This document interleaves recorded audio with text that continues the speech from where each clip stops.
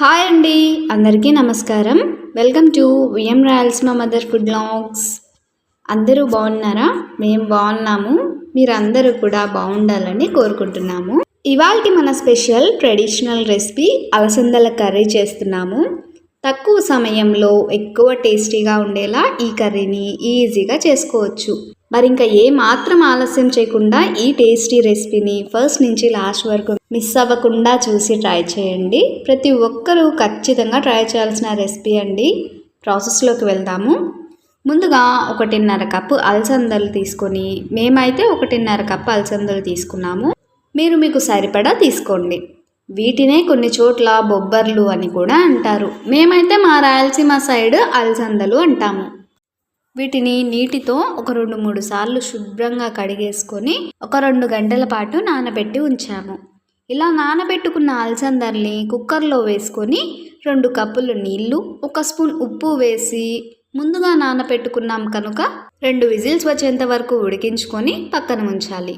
ఇప్పుడు ఈ కర్రీలోకి మసాలా తయారు చేసుకుందాము.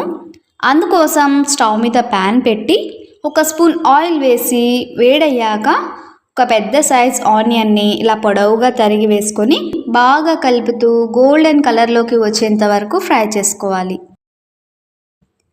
ఇలా ఆనియన్స్ కలర్ చేంజ్ అయ్యాక ఈ ప్యాన్లో 2 టేబుల్ స్పూన్స్ ఎండు కొబ్బరి తురుము వేసి దీన్ని కూడా గోల్డెన్ కలర్లోకి చేంజ్ అయ్యేంత వరకు ఫ్రై చేసుకోవాలి.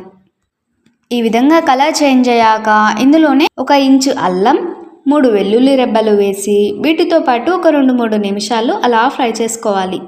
ఈ విధంగా ఫ్రై చేసుకొని వాటిని పూర్తిగా చల్లారాక మిక్సీ జార్లో వేసేసుకొని తగినన్ని నీళ్లు వేసి మెత్తని పేస్ట్ లాగా చేసుకోవాలి.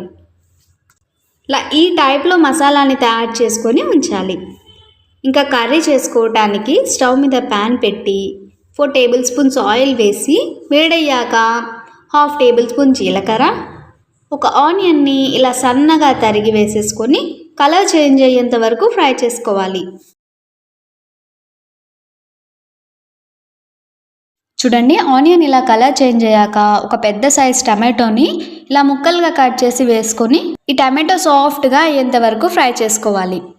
ఇలా ఈ విధంగా టమాటో సాఫ్ట్గా కుక్ అయ్యాక ఇందులోనే 2 రెమ్మల మంచి వాసన వచ్చేటువంటి కరివేపాకు వేసి బాగా కాసేపు అలా ఫ్రై చేసేసుకొని 1 టేబుల్ స్పూన్ కారం, 1/2 టేబుల్ స్పూన్ పసుపు, 1/2 టేబుల్ స్పూన్ జీలకర్ర పొడి, 1/2 టేబుల్ స్పూన్ ధనియాల పొడి, 1/2 టేబుల్ స్పూన్ గరం మసాలా వేసి వీటన్నింటినీ కూడా కలిపేసుకొని పచ్చివాసన పోయేలా బాగా ఫ్రై చేసుకోవాలి. ఇలా ఒక 2 నిమిషాల పాటు బాగా ఫ్రై చేసుకొని ముందుగా తయారు చేసుకున్న మసాలా పేస్ట్ వేసి కలుపుకొని ఆయిల్ సపరేట్ అయ్యేంత వరకు ఫ్రై చేసుకోవాలి. చూడండి, ఇలా గ్రేవీలోని ఆయిల్ సపరేట్ అయ్యాక ముందుగా ఉడికించుకున్న అలసందల్ని నీటితో సహా వేసి ఈ గ్రేవీ అంతా కూడా అలసందలకి పట్టే విధంగా కలుపుకోవాలి. ఇందులోనే రుచికి సరిపడా సాల్ట్ వేసి బాగా మిక్స్ చేసేసుకొని ఒక 5 నిమిషాల పాటు లో టు మీడియం ఫ్లేమ్లో ఫ్రై చేసుకోవాలి. లో టు మీడియం ఫ్లేమ్లో కుక్ చేసుకోవాలి. చూడండి, ఇలా ఒక 5 నిమిషాలకి గ్రేవీ అంతా అలసందలకి పట్టి పర్ఫెక్ట్గా కుక్ అయింది.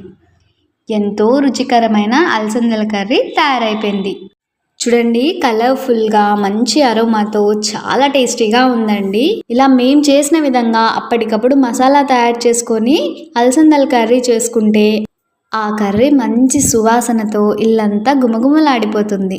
అసలు ఆ కర్రీ వాసనకే నోరూరిపోతుందని ఒక్కసారి మేము చేసిన కొలతలతో చిన్న చిన్న టిప్స్ పాటించి మీరు ట్రై చేసి మీ వాళ్ళకి సర్వ్ చేయండి.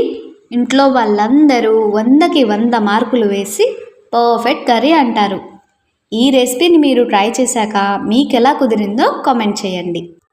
ఇప్పుడు ఈ రెసిపీతో పాటు మీ అందరికీ ఒక చిన్న పొడుపు కథ. అడవిలో పుట్టింది, అడవిలో పెరిగింది, మన ఇంటికి వచ్చింది, తైతక్కలాడింది. దీనికి ఆన్సర్ తెలిసిన వారు ఆన్సర్ని కామెంట్లో చెప్పండి. తెలియని వారు కామెంట్ చేయండి, రిప్లై ఇస్తాము. మన వంటలు నచ్చిన వారందరూ కూడా లైక్ చేసి తెలిసిన వాళ్ళందరికీ షేర్ చేయండి. కొత్తగా చూసే వాళ్ళైతే మన ఛానల్ని సబ్స్క్రైబ్ చేసి పక్కనే ఉన్న బెల్ ఐకాన్ని క్లిక్ చేయండి. అప్పుడే మన టేస్టీ రెసిపీస్ అన్నీ కూడా మీకు నోటిఫికేషన్ రూపంలో వస్తాయి. అలాగే ఇన్స్టాగ్రామ్, ఫేస్బుక్ పేజ్ని కూడా విజిట్ చేసి లైక్ చేయండి. అలాగే మనం కొత్తగా స్టార్ట్ చేసిన VM designs and crafts channel కూడా మనదే అండి. మన విఎం రాయలసీమ ఛానల్ని సపోర్ట్ చేసినట్టే విఎం డిజైన్స్ అండ్ క్రాఫ్ట్స్ ఛానల్ని కూడా సపోర్ట్ చేస్తారని ఆశిస్తూ మరో రుచికరమైన రెసిపీలో కలుద్దాం.